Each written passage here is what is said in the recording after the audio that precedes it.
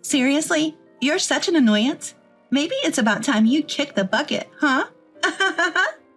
Narrowing her eyes to glare at me, my daughter-in-law Kiki, along with her mother Sierra, spat these words in my face.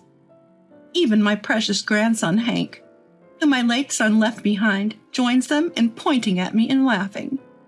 Seeing this unfold, I felt like I had reached my breaking point. Why keep people around who wish you gone? They're not family. They're nothing. The weight I'd been carrying in my chest seemed to lift, leaving me feeling oddly liberated. Well then, leave. We want to live just as a family. Sierra shouts at me, sounding like a villain from some story. Hank repeats her words like a parrot. Seeing the two of them so pleased, I could only sigh. Despite their continued jeers and insults, I could only muster a dry laugh. All right, I said, retreating to my room immediately. And so I began to plan my revenge against these strangers who felt entitled to stay in my home without a second thought. I'm Amy, 72 years old this year. I had been living with my son Wendell's family, but since he passed away, I've been living with his wife Kiki and grandson Hank.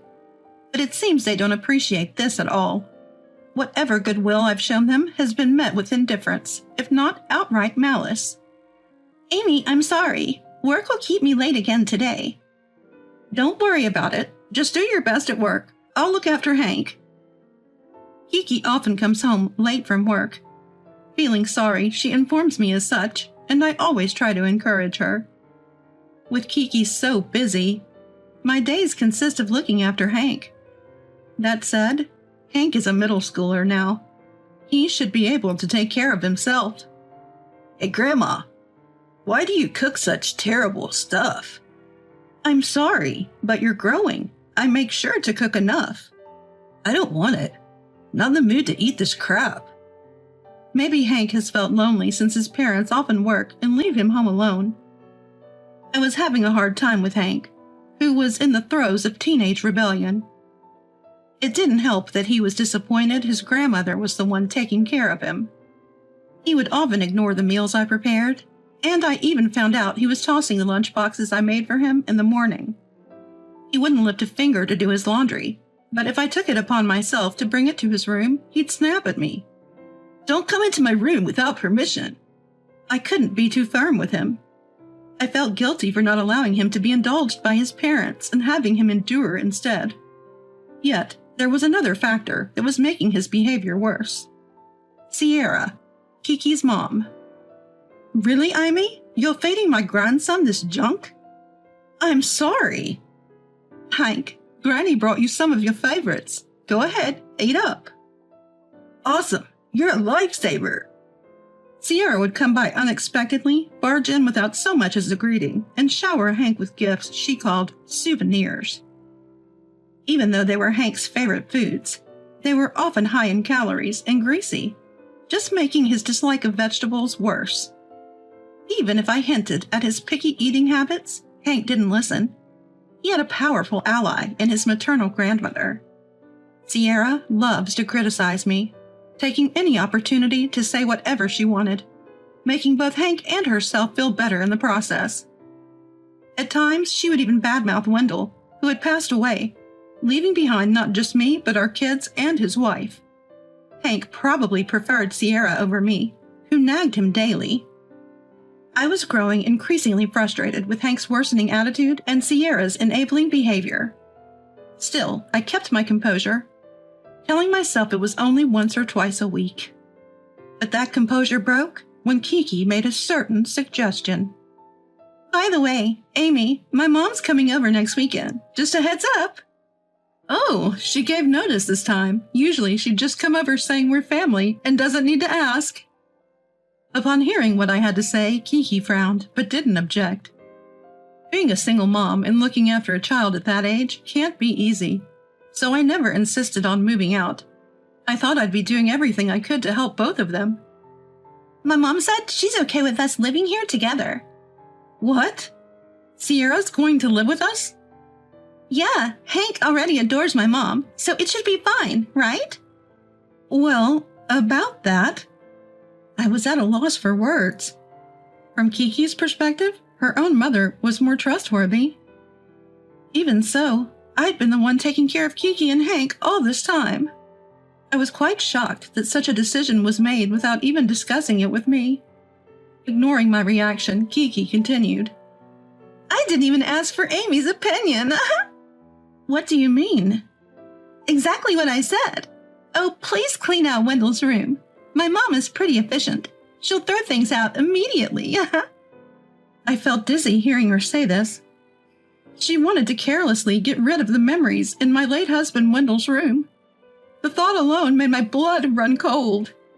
Rushing to Wendell's room, I started moving his belongings to my room, feeling a chill creeping into my heart.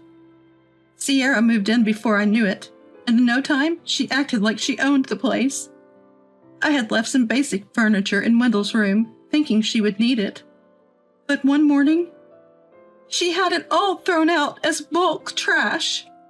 Who would want to use a bed that belonged to someone who's dead? Exactly. I told Amy to clear out the unnecessary stuff. Maybe her ears aren't the only thing going bad in her old age. As Sierra moved a bed into Wendell's room, a bed that looked out of place, she said this. The way Sierra claimed the space as her own and disregarded Wendell, along with Kiki and Hank's support for her, was something I couldn't forget. Soon after Sierra moved in, I lost my place in the house. Kiki was often absent due to work. Hank refused to eat my cooking. And Sierra catered to Hank while treating me like an enemy. Enough of this. Learn something from Granny and cook something edible. Hank, you need to eat some vegetables too, or it's unhealthy. Don't worry, Granny knows exactly what you like. I'll make lots of it for you. With a smirk, they looked my way. While cleaning up the salad that had been knocked off the table, I pretended not to notice their contemptuous gaze. While Hank and I were sitting on the sofa happily eating the pizza that had been delivered without me noticing, I sighed. No matter how much this was for Hank's sake, being continually disregarded like this was disheartening. On top of that, feeling despised and being verbally abused made it hard to feel any love, even for my beloved grandson, left behind by my son. When did caring for Hank become more of an obligation than a pleasure? Reaching my limit, I took the opportunity to talk to Kiki when she came home late at night. I saw this as my last chance before our family bonds disappeared completely. However, Kiki was unaffected by my words, and she said, So you're saying you don't like how my mom behaves? You know, I thought living together in this house was a favor from me to you all. Can't you at least show a little appreciation as a family? Huh, is that so? I was the one who offered to continue living together after we lost Wendell, the breadwinner. I was also the one who decided to support Hank, who was emotionally unstable after losing his father. If family sentiments are absent in all of this, it wears down my soul. I tried to make Kiki understand my feelings, but she just grunted and said, I'm tired, then returned to her room without responding. The next morning on Kiki's day off, I was struck with the final blow. Mom, listen, Amy doesn't like your attitude. Oh, really? Maybe she's just lonely since Hank has been taken away from her. Suddenly, hearing this out loud, I was taken aback. While calling for Hank, they continued talking, glaring at me with malice. She says this house is only running because of her generosity. What a high and mighty attitude. I wonder what she's trying to say. Does she not understand she's not the only family member here? Seriously, it's infuriating. Maybe you should die soon too, like someone's son? Kiki spat out these words, with eyes wide open, glaring at me. Hank, who had been laughing at the sight, repeated Kiki's words like a parrot. Die soon? Ha! That's harsh. Whoa. Hank, don't laugh so much. You'll make Amy feel bad. Witnessing this scene, I felt as if I'd reached my breaking point. What had I been thinking? Serving these people all along? Any feelings for my precious grandson, left behind by my son, had long vanished.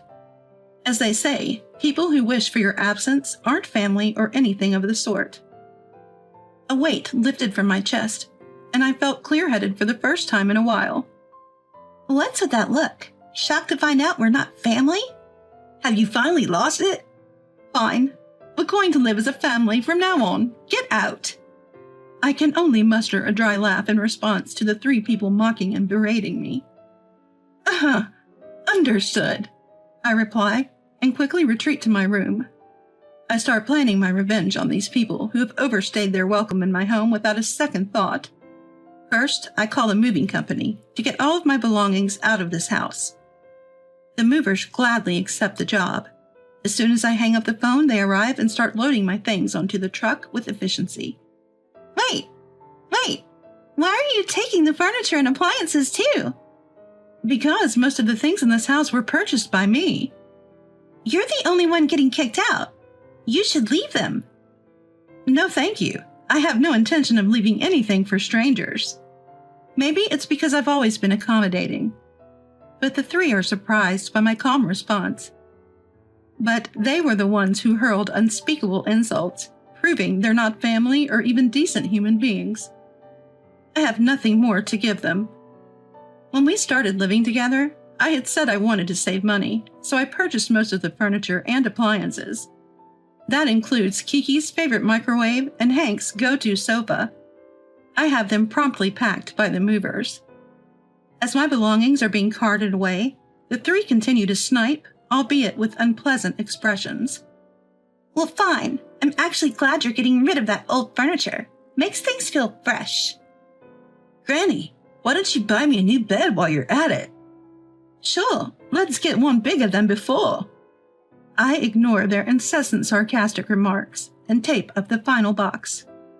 After glancing around our empty house, apart from their rooms, I gave a cheerful, "Well then," turned my back to the three of them, and left. How wonderful this home is now that the nuisance is gone. You don't have a home to return to anymore. Spend your lonely retirement alone. Ignoring their noisy complaints, I couldn't help but chuckle. Do they really think this is over just because I walked out with my bags? I looked back once more at the three optimistic faces, wondering how they'd react to what was about to happen.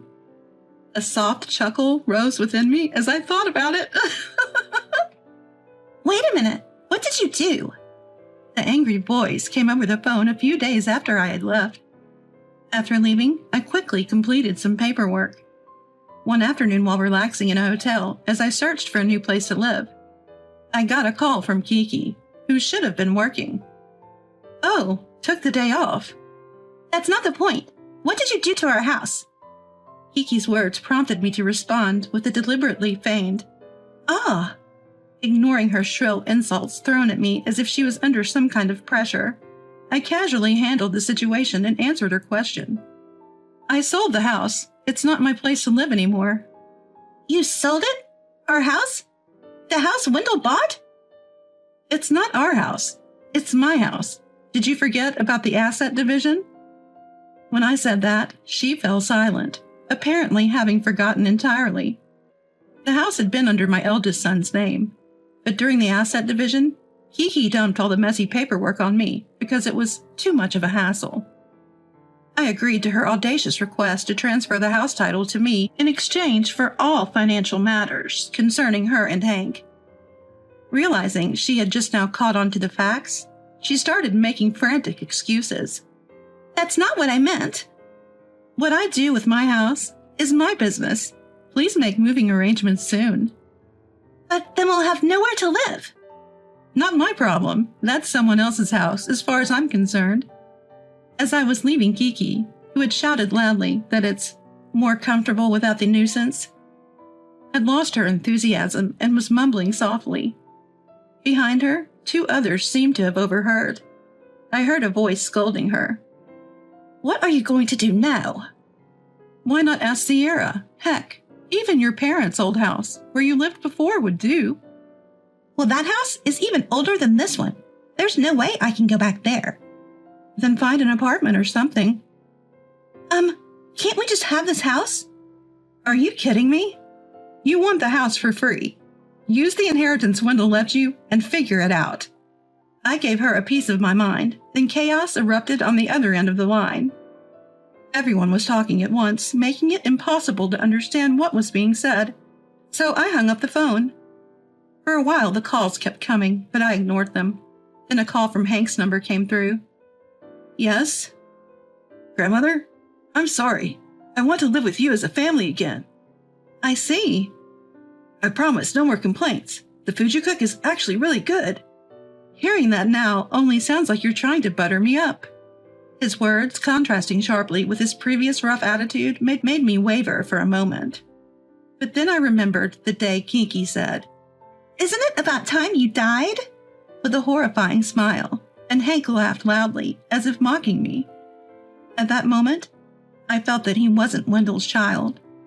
Hank is Kiki's child, not Wendell's. I couldn't see any trace of Wendell in the shallow way they changed their tune, and groveled the moment they faced trouble, despite wishing me gone. Live happily with your family of 3, I said. Wait, please, I apologize. Please forgive me. Some mistakes can't be undone. Teach that to your mother and Granny, too. And with that, I hung up again. Calls from Kiki continued, but eventually ceased when she seemed to give up. Finally, everything was over. I folded my hands in front of a photograph of Wendell that I had placed on the table and reported to him in silence. A few days later, apparently the 3 of them had no option but to move back to Kiki's old family home after their house was put up for sale. According to a tearful phone call from Hank, Kiki had been recklessly spending Wendell's inheritance and living it up. Their financial recklessness led to constant arguments with Sierra, making every day stressful for Hank. So what have you been up to? I don't feel like I belong in this house, so I've been hanging out at friends' places. I wish I could live with Grandma again. Try not to be a burden to your friends, okay? Hank keeps playing the victim card, but he makes no effort to appreciate his current family. Instead, he's just trying to win me over. It's clear he hasn't learned a thing, which I find frustrating. I'm not moved by Hank's appeals and choose to ignore them. Kiki too has called me, her voice laced with complaints about being yelled at by Hank and not being able to stand Sierra's lectures. Both Hank and Kiki only tell me things that are convenient for them, but I couldn't care less. Amy, can't we be a family again? You seemed pretty happy when I was out of the picture, didn't you? Well, that was a poor choice of words. You wanted me gone just like Wendell, didn't you? I can't be family with someone who says things like that. She stomped on my goodwill, calling it condescending, so I have no intention of doing anything more for her. Fed up, I decide to ignore calls from both of them. Then a call comes in from an unknown number. Answering it, I find, unsurprisingly, that it's Sierra. Amy, being stubborn won't get you anywhere. What are you talking about? Planning on living all alone? You can still come back, you know, just apologize. Apologize and become what, your servant? She still can't humble herself to apologize to me. They try to lure me back with their self-centered talks, but I can only laugh it off. Don't you want to live with your cute grandchild again? Don't you regret abandoning your family? Regret it? Not a chance. You're the ones who cast me aside, saying I'm not family. Maybe you're the ones with regrets. That's why you're calling me. With that said, the call ends abruptly, amidst shouting on her end. Looking at the call ended on my phone, I once again affirm that I did nothing wrong. I've done all I can in that house. Hank is old enough to know right from wrong. If they had even offered a single apology to Wendell, I might have reconsidered. But all they did was try to win my favor.